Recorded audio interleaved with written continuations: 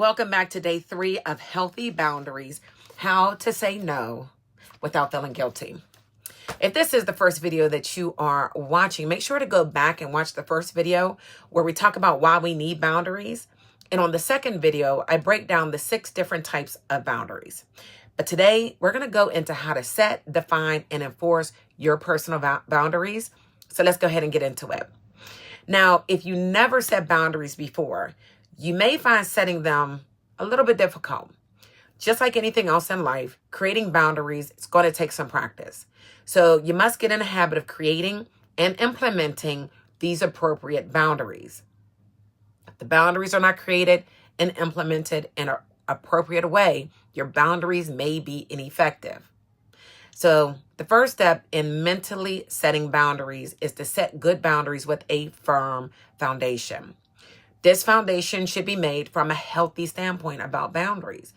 In short, your goal for boundaries should be to better respect yourself and help other people respect you as well. Boundaries are meant to keep you and your relationships happy and healthy. Setting boundaries is not about controlling or nagging other people. If you view boundaries in that way, your boundaries will not be helpful to those around you. And instead, they will probably be harmful or infringe on other people's personal boundaries, which is going to be a problem. So never create a boundary with the intention of trying to control or constrain those people around you.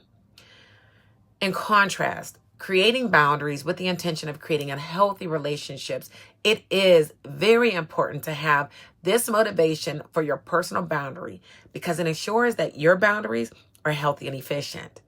Whenever you set a boundary, make sure that it relates back to the overall purpose of respecting yourself and those around you. Defining your personal boundaries, once you have a firm understanding of the motivation of the boundaries, it is time to actually decide on the nuts and bolts of the boundary. This means defining your boundaries so that you can express them to other people. You can begin to find your boundaries by asking yourself, what are your rights? Here are basic rights that you should factor into your boundaries. You have a right to say no without guilt. You have a right to be treated respectfully. You have a right to accept your mistakes and your flaws. You have a right to reject other people's unreasonable expectations of you. You can also add your own rights that are unique to yourself and your experiences. See, it is important to identify your rights, and choose why you believe them. This will allow you to honor your emotions and needs more truthfully. And as a result, you will stop wasting time trying to please other people and focus on yourself instead. Now, in addition to your rights, it is also important to identify your 10 most important life values. I know, right? If you do not know what your values are, you will not be able to act in a way that is respectful to yourself and to others. If you need help, you can narrow down the 10 most important values into a smaller batch like 5 or 3. But let me share 10 of the most important values to live a meaningful and fulfilled life. And you can copy these or allow this to help you to think of your own. The number 1 value I put down was integrity.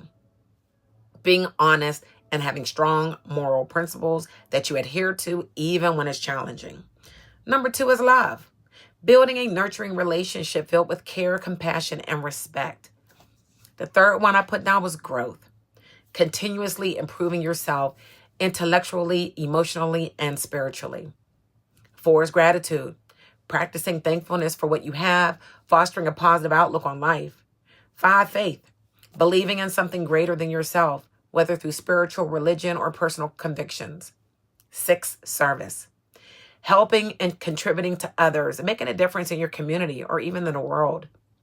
7, resilience. Maintaining strength and perseverance in the face of challenges and adversity. 8, respect. Valuing yourself and others. Acknowledging diverse perspectives and treating everyone with dignity. 9, purpose. Living with intention, understanding your why, and pursuing goals aligned with your values. And the 10th one is health. Prioritizing physical, mental, and emotional well-being to live your best life now. Now, as you think about your personal values in life, also think about how and when they are challenged or provoked in any way. Does a close friend or family member do something that makes you feel uncomfortable regarding your values? If so, it is likely that you need to create a boundary about that value specifically.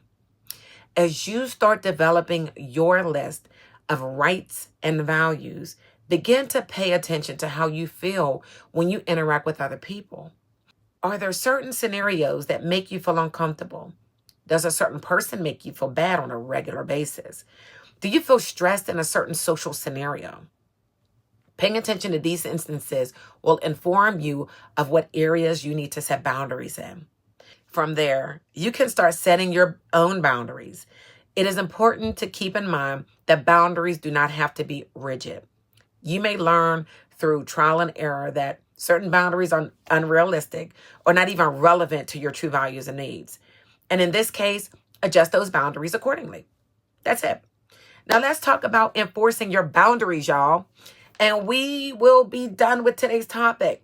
As I know it's a lot of information, you will need to take the time to really think about your personal situation and what boundaries you need to set based on what you have heard in the last 3 days, right? Now, once your boundaries are set within yourself, it is time to extend your boundaries to the people in your life. You can begin by enforcing your boundaries by verbally expressing them to other people. And when you express your boundaries, make sure that you are assertive but kind. You do not need to be aggressive or harsh, but you do need to use assertive language so that, it is clear that your boundaries cannot be ignored. You can be more assertive by using statements, the I statements. I statements are when you focus on how you feel instead of the other party, and it makes the statement more assertive and less passive. For example, say things like, I feel overwhelmed when, instead of, you make me feel overwhelmed when you. Notice the difference? This sentence structure puts the focus on you in a clearer and more confident way. And at the same time, it takes the blame off the other partner, which makes them less likely to get defensive. Additionally, you can consider telling the other party of the consequences of violating your boundaries. This lets them know that the boundary is serious to you and that their actions come with consequences. If you choose to state potential consequences, make sure that you can follow through, though. Don't say you're going to do something and not do it. Never say a consequence that you are not willing to enforce. The other party may test you on it. Believe me. Another healthy part of enforcing your boundaries is being able to say no. Whenever someone asks you to do something that you are uncomfortable with or that you do not have enough time to complete, simply say no. You do not have to give an explanation or an apology, y'all. Just say no. I personally learned to say no first for most things that I'm asked of nowadays. That allows me time to think about what I've been asked, if I can do it or not.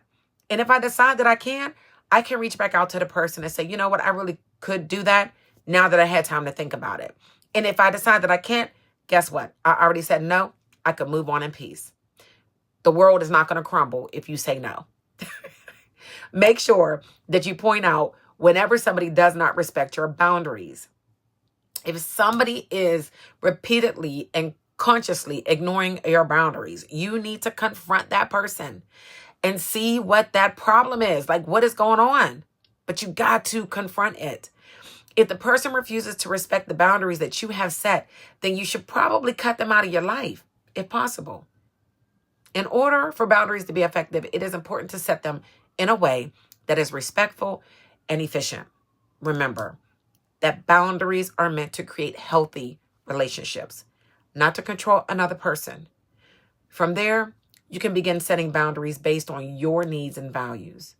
If people disrespect your boundaries, let them know. And again, you may need to let some people go if you have to. The quote of the day is, your boundaries are important and deserve to be honored. Now, tomorrow we will discuss chapter 3 on boundaries in dating. Make sure to like, comment, and share this video with at least 5 people that you know. and love, as we all need to learn and implement boundaries within our lives so that we can have healthier and more joyful relationships. My name is Christine Austin, and you can get this ebook and the workbook at thelifenowstore.com. Make sure to go back and listen to day 1 and 2 if you missed them.